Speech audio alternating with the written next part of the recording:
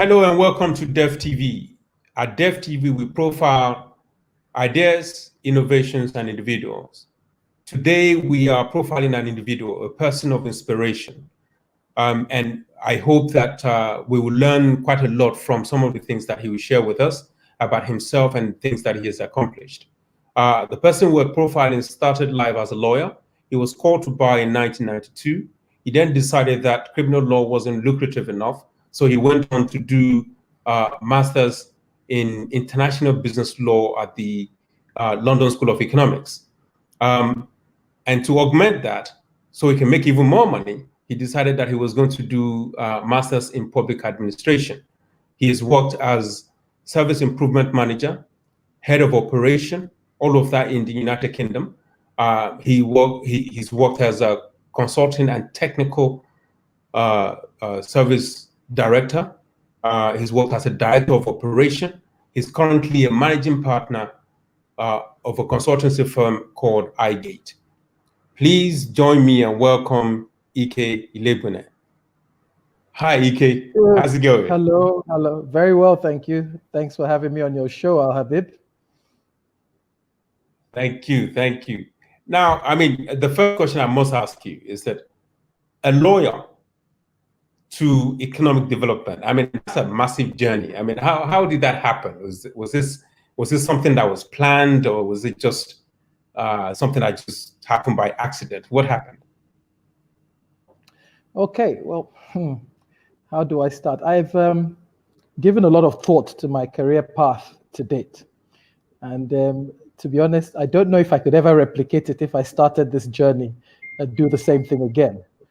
I'm happy with where I've arrived, but to tell you that the journey would be the same, I would not be telling the whole truth. And so with law, I come from a family of lawyers. Both my parents happen to be lawyers. And I had gone into university a bit young. I didn't really have any clear ideas of what I wanted to do. So I chose to do something that would give me a soft landing just in case it didn't work out. And clearly with parents as lawyers, I chose to do law. I wasn't pushed into it, I have to say, although a lot of people suggest that might have been the case. So I wasn't pushed. It might have been a little bit of a nudge. Yeah, like every time I said that, I think I might make a good engineer. My dad said engineers are poor people. That was the case back then. We didn't have the private sector engineers we have now. Most of the work was done by Ministry of Works. So you ended up going into the Ministry of Works if you want to be an engineer. Anyway, I did think about architecture. I thought about being a chef. And I think the one that kind of blew my parents' mind the most was when I said I wanted to be a musician. And I won't even repeat what my dad said to me because he might still be detained under several acts across the world if I reveal that. But let's just say I knew immediately it wasn't a path that they were going to be happy with me selecting. And, at that age, 15, 16, you didn't really have any ideas. So like I said, I wasn't compelled, but I thought, hey, law would be a good course to do. I mean, I admired my parents. They were my role models. My mom had started off life hoping to be a linguist, specializing in French. She'd already started some part towards that before she changed tack and decided to do a degree in law afterwards. Went on to do a postgrad and became an academic after many years as a prosecutor. So my dad was a teacher. So again, he had a change of career, went from being, I think, a history and geography teacher who was quite strong with the numerates as well. So he did teach maths as well, to becoming a lawyer eventually, and going on to excel in academia. So they were both strong role models for me at that age of my life, and so that was how I ended up studying law in a nutshell. Oh, I see. So, yes. So you continue the family trade. You can say that again, yeah. Okay, so at what point then did you decide that law wasn't working for you? I mean, in my introduction, I suggested that criminal law wasn't lucrative, so you went to do international business law at the London School of Economics. Is that true, or what pushed you from what I assume is criminal law to start with, international business law. It's what I call a justification anecdote. It's not necessarily true, but it's what I'd like people to believe. I actually never did try my hands at criminal law anyway. I see. I got called to the bar, as you said, in 1992, and I had a number of offers to practice immediately after I'd done my national service. But I chose to stay on in consulting. I had worked at PwC, Price Waterhouse. It was called Price Waterhouse at the time, before the Coopers merger. So that just kind of shows how long ago this was. And that was my first real experience of working in corporate. And I was fortunate to work across a number of sectors. But the most interesting one for me was in helping to establish businesses in Nigeria, typically overseas businesses that were already clients of PwC elsewhere, would make inquiries about licensing, about incorporation, about taxation, about the regulatory environment. And so that would typically fall on my desk, as would the company secretarial compliance type issues. And so I work closely with the tax and advisory teams. And so got to understand how relevant my legal background was in a non-legal environment, which was a revelation to me, because when I went in to study law, my worry had always been, would I then end up practicing law or teaching law? I didn't quite have the exposure, I guess. In Nigeria, there wasn't much going in terms of corporate law at the time, or at least I wasn't exposed to it myself in the late 80s. And so I kind of envisaged a career of, lawyer, would be, going to court, doing advocacy, working in a law firm. And that felt like drudgery to me. So the opportunity I had from national service to go work for PwC was an inspired one. Not that I did it by choice. There's a long story about how I ended up in PwC that I don't even want to bore your viewers with today. But let's just say I was in a fight with a taxi driver on the day I arrived for my interview. So I was certain I wasn't getting the job.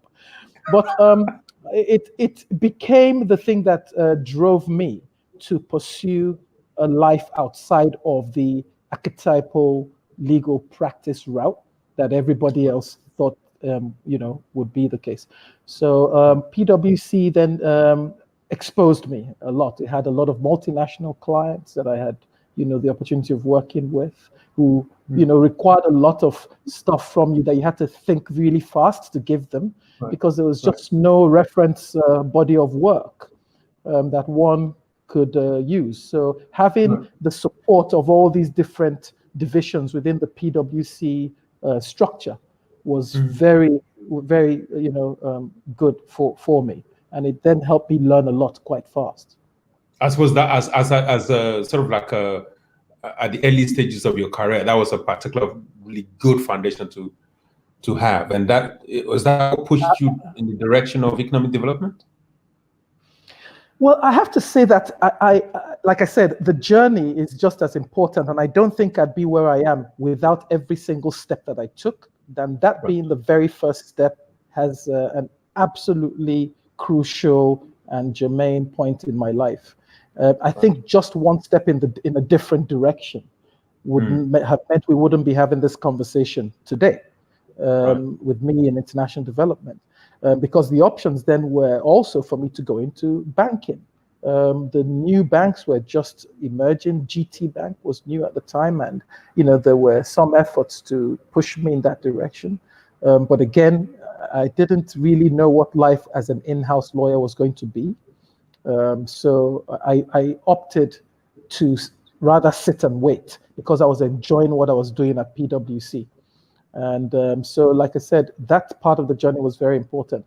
But as it turned out, my father had also attended the London School of Economics, and it has a very important role in a number of opportunities that became available to me, because I ended up being born in the UK while my dad was studying. That created opportunities, of their own. having the dual nationality. So I had always visited the UK from time to time. I'd go into the LSE and see what it was and sort of think, Dad passed through these hallowed halls. And if you have a respect and admiration for people, you want to emulate or imitate. And that's exactly what I did. I thought, why not come to the LSE as well? I was fortunate, and the gentleman who had supervised my father's PhD back in the 70s was still there. We had maintained a close family relationship, so he became a mentor, Professor Simon Roberts, and he took me through the process, and I was quite pleased to go, and I got admitted. And that was how I then got into international business law. So again, even though it was in the area of law and a specialism, it was international and comparative. So it meant I was going beyond the geographical scope of what I had started with in Nigeria for a start, understanding international trade, derivatives, swaps, and all those sorts of, arcane financial instruments that you typically wouldn't be encountering in a typical legal profession environment. So anyway, that was it for me. I did international business law, and while I was doing that, started working with the UK Civil Service. Right. Is that so? That's when the whole idea of service delivery, quality service management, and directing operations and all that stuff, is that where that seed was planted? It was, but not immediately. I have to be honest and say that of all the potential employers that I had in the UK at the time, the one that was going to give me enough opportunity and room to study was one within the public sector. Right. So it was really about the terms and conditions for me at the time. I knew that because I had to finish what I'd started and also had to pay my way, I needed something that offered both a fair, and decent, conditions of service, but also the time to be able to go off and study. And, I have to say the UK Civil Service was a perfect opportunity. And then again, that is one of those opportunistic moves that I made that has also got me to where I am now. I didn't do it because I saw some big picture. As a matter of fact, I was reluctant to apply for the fast stream, for, graduates who wanted to become professionals working through the UK Civil Service. So I effectively created my own fast stream path by routinely applying for jobs every 2 or 3 years within the civil service and getting promoted based on my experience. So a lot of people actually, assume that I went through the fast stream because of how quickly I got into a relatively senior management position. But I did that all just through looking for opportunities that suited what I was doing. And so I went from working in welfare with the Department for Work and Pensions, working in welfare administration, business, working with claimants, working with providers of housing, working with debt and credit organizations who were all providing services to the government, both local government and to the central government. And then I started working in policy at some point, working in fraud prevention policy with a specialized unit that gave me my first opportunity to work in an inspectorial role. Now, obviously, when you come into an organization as an inspector, there is an expectation that you're an expert. Yes. So that meant that I needed to have honed skills in the operations that I was going to inspect. Unfortunately, I'd done that in the period prior to becoming Her Majesty's Inspector in welfare. I did that in welfare and benefits with the Benefits Fraud Inspectorate, worked in policy as well, and then moved on to work in the Attorney General's office as a criminal justice inspector. So that was actually the first time I worked in criminal justice, but not criminal law. Oh, I see. Then I then ended up working in criminal justice as a Her Majesty's Inspector for business. Wow. So how did economic development then fit into all of this? Because it appears that this is law, this is civil service. Did you move from within civil service to become, or when did the interest in economic development, when was that sparked? Okay. Again, it's the journey. So let's not get to the destination first. I think the journey is important, as I keep saying. And I got headhunted away from the public sector into management consulting with a large UK firm called Serco. Serco Group is ubiquitous, in, as a provider of services to the public sector, to government. At the time, it was the biggest provider of services to the UK civil service through outsourcing and consulting. So we had a number of discrete contractual units, whether it be in managing government services like Ofsted, or sometimes parts of the railway system infrastructure, or in prisons and criminal justice. So having worked for a number of years as an inspector in criminal justice, working across the 5 criminal justice inspectorates, but embedded within the CPS, the Crown Prosecution Service, I had a very strong insight into public services and how to improve them, how to basically do a lot more optimization, and get a lot more done with just the same amount of budget. So that provided me with the sort of skills I then needed to go into management consulting and then work in service improvement. And Serco was a good place to do this in, because Serco invests in its people quite strongly. So they supported my decision to finalize my master's in public administration, which I'd already started prior to that while in the civil service. But I hadn't quite completed the work on my thesis.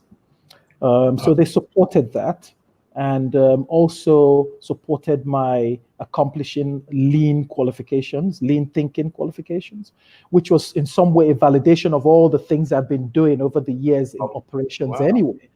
So getting qualifications in operations excellence that I can then use, in addition to project management that I'd done several years before, was sort of, it just built me into the right kind of management consultant with the variation I needed, but also with the depth that I needed in particular areas, in projects, in operation systems.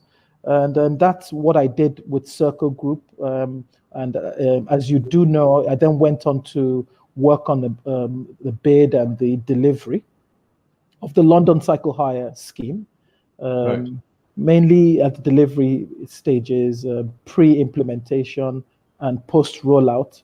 Very tough time of my working career, having to roll up my sleeves and do quite a lot of work on the operation side of things to get things to work well. Because as you know, with these things, you bid, you have something on paper that looks quite all right.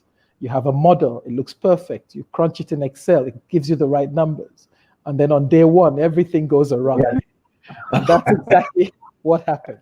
So as you can imagine, a brand new, just introduced system in the UK, integrated into the public transport system, starts going awry on day one. You've already taken, a king's ransom from a sponsor like Barclays, who do not want to be associated with failure, not Boris, who was at the time the mayor of London. And this thing was called Boris Bikes. So he sat on you like, a toad sits on a leaf.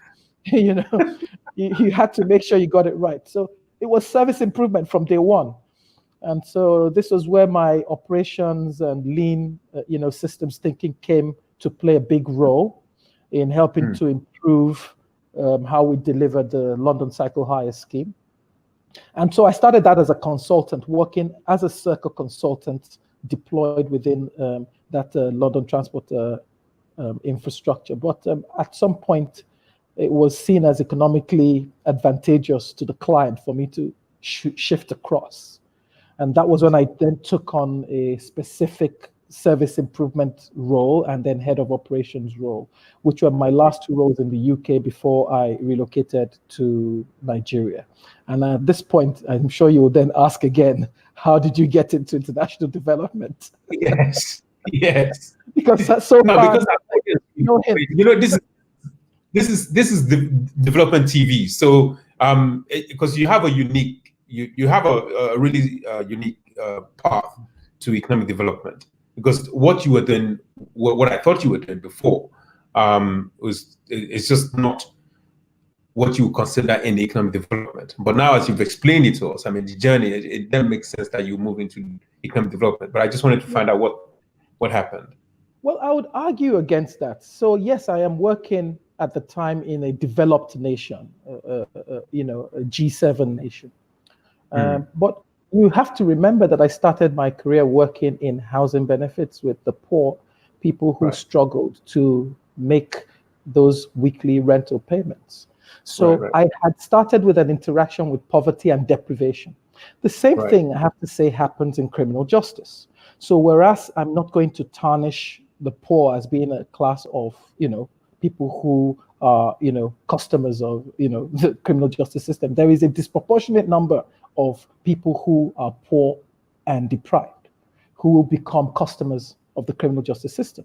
So whether it be in making sure that they come out as better individuals and in service to society, whether it means that they cause and process of being customers of that service, right? From the point where they engage with it through an arrest or probation or incarceration or while they're judged, to make sure that the judgment is fair, that the evidence is fair, the burden is not unduly placed on that poor person, and that there's a fair defense that they have access to whether it's criminal aid or any, legal aid rather, or something of that nature. All these things are interfaces with deprivation and poverty that must have had some impact on where I've ended up, even though it wasn't immediately obvious at the time. Right.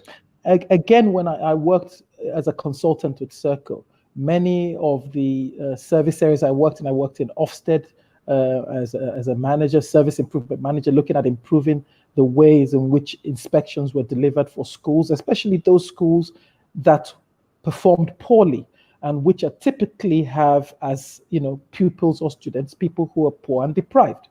So I'd say at different points of my life in a developing nation, I had strong interfaces with deprivation and poverty. Okay. Right. Whereas I kind of grew up myself in a kind of middle class cocooned existence in university campuses, there is no way that even my upbringing did not expose me to poverty, whether through the extended family system or even the backgrounds that my own parents came from, because they were both pioneer graduates.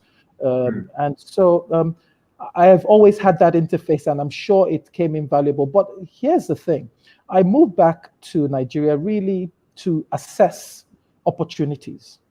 I took a break from my job with Serco. I took a leave of absence, first for 12 months, but that was going to be extended if I needed it. Again, this is a benefit that I had that many people wouldn't have had because of the nature of the organization I'd chosen to work for, right? They allowed me to pursue my life's dream, which was to work in Africa. And as a matter of fact, prior to that, they had funded my coming to Nigeria to look at some opportunity within the education sector at a time when we had assumed that the Nigerian government was about to consider breaking up and outsourcing parts of the federal government college system. I see. So I had actually come to Nigeria for Serco on at least one occasion before I returned, on my own steam. So I came back knowing the business environment, but not quite knowing anything about international development until I started speaking to a couple of friends of mine in Abuja who were involved in international development. And I think through a number of conversations, they deduced that first, I was available, two, that I had broad consulting skills that were important, and communication skills that were important to the kind of work they did. Three, that I was able to uptake information and principles and doctrines quickly and practicalize them. And so they said to me, look, why don't you come and do some observation? This was a project called Enable, which was DFID funded, and I had a number of good friends there. Come to Lagos and observe what we're doing and see if it's something you'd like to do. They paid my way, they paid my fares, they didn't give me a daily rate at the time. They just said, come and watch what we're doing. And by the time that engagement ended, I was actually in front of the room co-facilitating with the person taken me to Lagos from Abuja on that trip. So I think it became clear that I had transferable skills that were valuable in international development. And then I got offered to do 3-4 days a month on that Enable scheme. And that is the beginning of my journey in international development. So again, fortuitous, opportunistic, but I was prepared for it with what I'd done earlier. I think it would be wrong to say I came into it blind without any knowledge. I think the skills I had were effective enough for me to segue right in, even if I didn't have specific depth of knowledge. Right. So I didn't know anything about the leather industry when I went on to do some consulting with Lapan in Kano, but I quickly picked up on that, and I had a successful engagement with them. I didn't know much about business membership organizations in Nigeria and the difficulties they faced with advocacy. But again, through very quick exposure and I guess being dropped in the deep end, I got to understand how that worked. I didn't know anything about inclusive business or anything about agribusiness just before I started working on the Business Innovation Facility, which I did for 7 years in a senior role. But I had experience of being in a directorial role, managing resources, managing projects and deliverables to a high quality. And these were the skills that I used to then get into international development. So that has been my journey. So would you then say that, I mean, if you were to look back at your transition through the journey from law, I know it wasn't particularly criminal law, but the background of law, the consulting services that you did, and economic development, would you say that people should really focus on the transferable skills? So if I'm a young graduate, I'm a graduate of law, science, or any other field aside from economics, and I'm really contemplating a move into economic development. So would you say I should focus on those transferable skills that you mentioned, the communication, the quick assessment and analysis of a new concept, and hopefully be able to apply it, and flexibility in the way you approach a particular industry or particular sector? Would you say that that's basically what had helped you throughout your career? Or was it that the willingness to learn and do really hard learning and educating yourself on all of these key components of these sectors that you worked in? So here's the thing. I would say it's horses for courses. And just to make it very simple, I'd say it depends. And I know that is probably not the answer that your viewers want to hear, but it depends really on your abilities as a person. Okay, I, as a person, I recognize certain abilities that I have, and one of them is the ability to integrate very quickly into systems. Right, anything that is systemic, I'm able to understand quite easily. But that's personal, right? My background in consulting has actually honed that, because as you know, you don't necessarily choose your clients. They sometimes come to you with an expectation that you can do something. And if you understand consulting well, you never say no. You find a way to resource that position, even if it's learning or partnering. So effective partnerships, which is something we do every day in international development, is say you need effective partnerships. That's what. But you find Ike, who can do the operations side. And then you bring in an Al Habib, who is the special.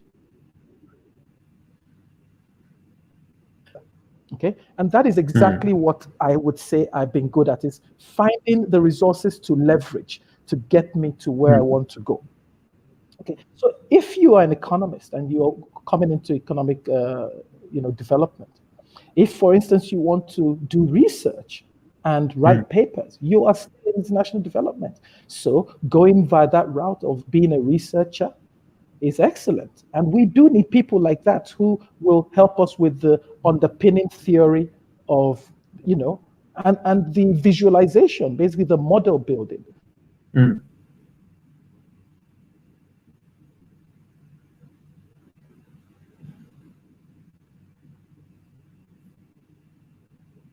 Oh no, can you hear me?